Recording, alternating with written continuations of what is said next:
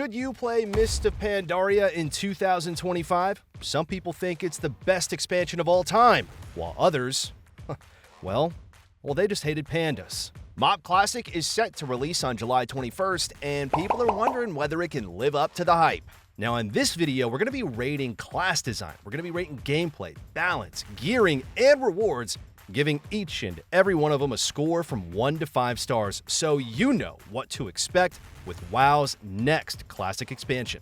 Now, as a reminder, a skill cap subscription includes access to all of our games. That includes Retail, Classic, Mythic Plus, League of Legends, and Valorant, if that's your thing. We teach damage and healing from the ground up, focusing first on the damage goals, then teach you how and when to sequence each and every ability before giving you the most lethal burst sequences. These are just a small part of an entire course, which teaches every single spec from the ground up. Skill Capped, it's the only place that promises that you will actually reach your potential thanks to our rating gain guarantee. Be sure to click that special link below to get started today. For now, let's get back to the video. Now, of course, there's always an elephant in the room that we have to talk about. The classic experience, it's never the same as the original. We all know this.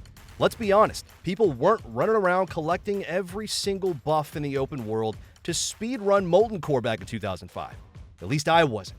With MoP being over 10 years old, we can guarantee that the game will feel just a little bit different than it used to. But what won't be changing are some of the core features that are added with this iconic expansion, including game design, starting with the addition of an entirely new class, the Monk.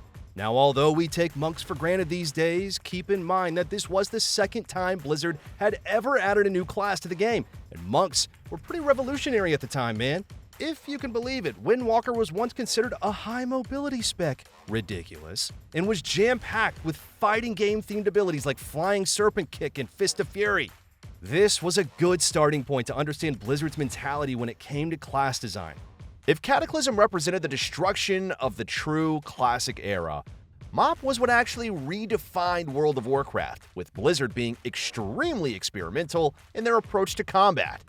Now, just like Pandaria itself, the depths of all 11 classes, they were being discovered. And if we had to summarize WoW's class design in one singular word, honestly, it'd be ridiculous, since nearly every single spec in the game had crazy mechanics. The talent system would be replaced with something a whole lot more streamlined. Glyphs, they're reduced to major and minor, and there would be tons and tons and tons of new abilities ranging from the mundane to the absolute extraordinary. So with that in mind, let's go over some of the major class changes one by one. Mist of Pandaria would be when Death Knights get their iconic Asphyxiate, but they would also get Desecrated Ground, which is a talent which literally made them immune to CC while standing in a corrupted circle. Now, as you might have guessed, this could make their damage unstoppable. Now, you can start to see what we meant by ridiculous when I just said that before.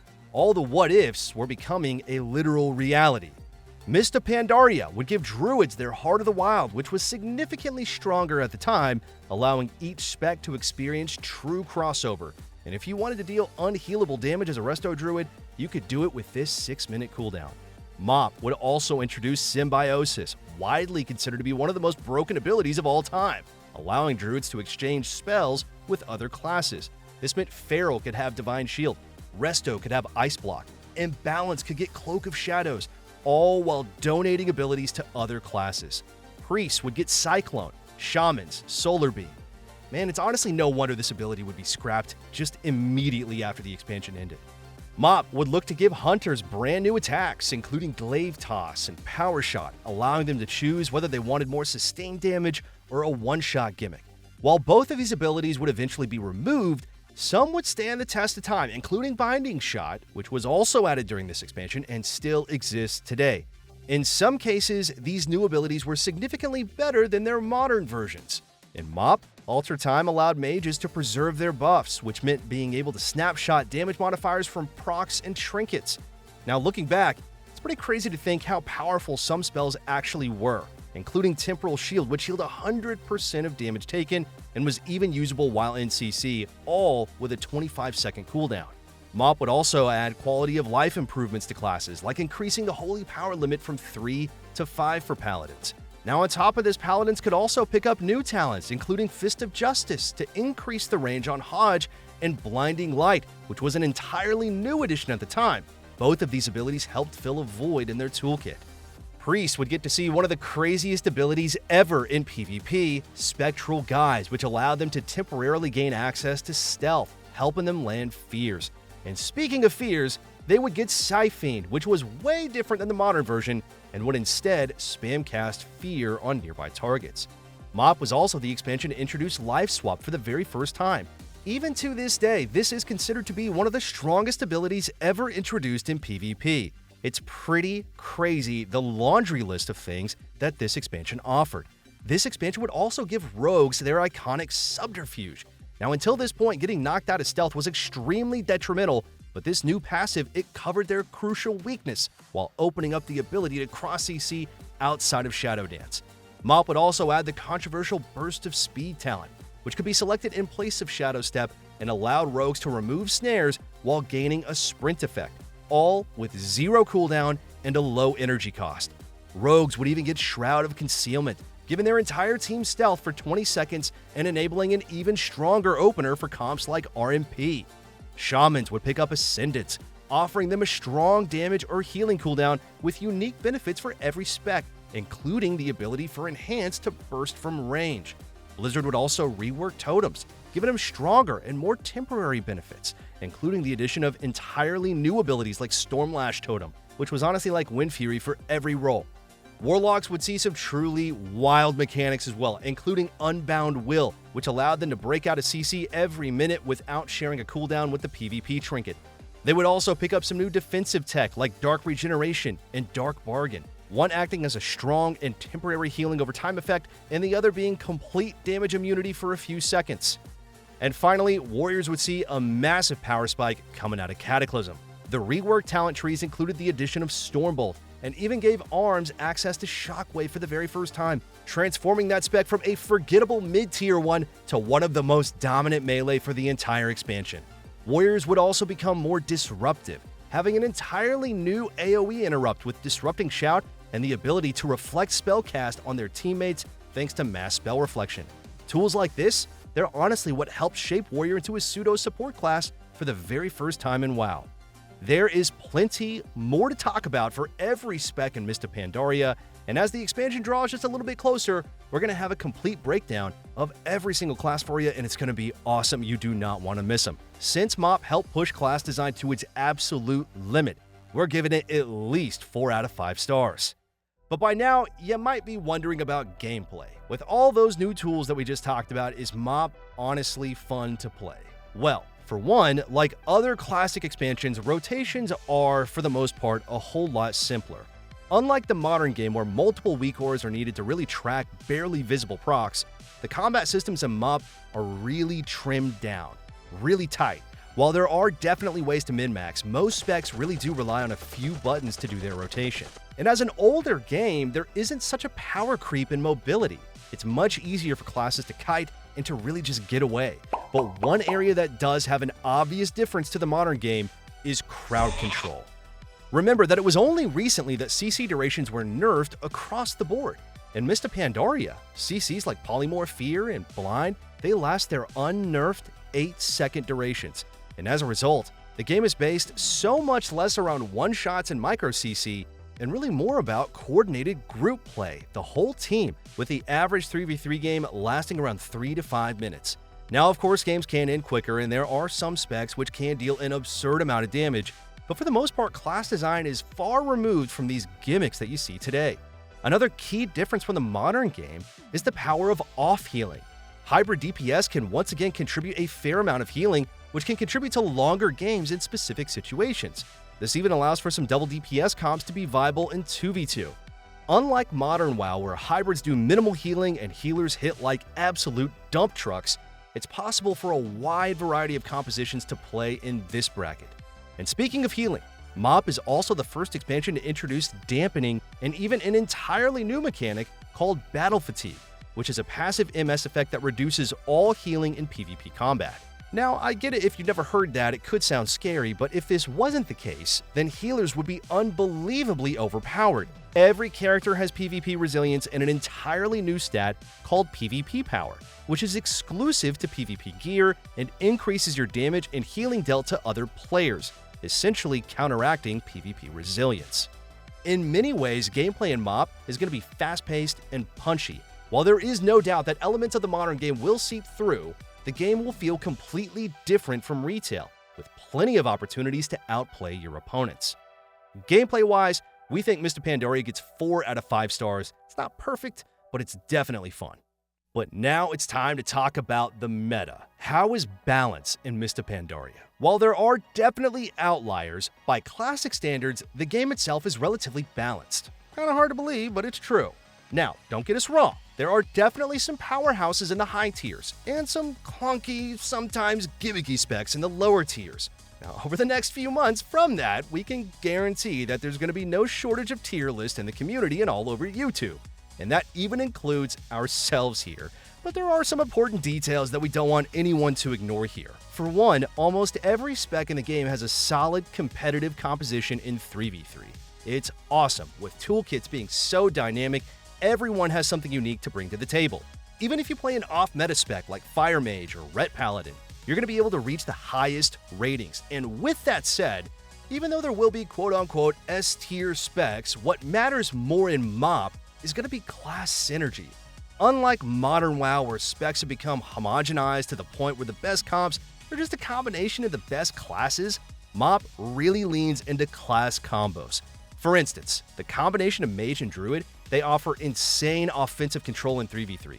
Having 2 forms of spammable CC, stuns, silences, and more allows these 2 classes to absolutely take control of every single game. Now, what that means is that the 3rd slot can be filled by multiple specs, whether it's a sub-rogue, an arms warrior, or a shadow priest. In MoP, the foundations of a comp are what truly carry. Now, on the opposite end of the spectrum is Lock Shaman, the masters of defensive control. These are 2 classes designed to slow that game down, winning by attrition. Once again, you can just insert a bunch of different specs into the 3rd slot, and you're going to have a solid composition no matter what. And of course, you should also expect the meta to gradually change as the expansion progresses. Despite that fact, though, the game will be played on the same patch 4 seasons in a row. We're going to see a shift in the relative strength of some of those classes, with melee being slightly better in the early expansion and casters scaling later on. This trend is not new, and it's been a hallmark of many classic expansions so far. Now, with all that said, class balance, it's definitely going to be good in MoP, but it's far from the best. 3 out of 5 stars here from me, better than most classic expansions. But now, you have to be wondering what faction to play. If MoP Classic is anything like Kata, cross-faction queuing is not going to be possible. If you swear your allegiance to the Alliance, well, you're going to be in luck here, since humans continue to have the strongest racial in the game thanks to Will to Survive, which can break you out of any CC, allowing you to use 2 damage trinkets. And thanks to PvP set bonuses, your best in-slot gear is going to almost exclusively come from PvP, but more on that just a little bit later.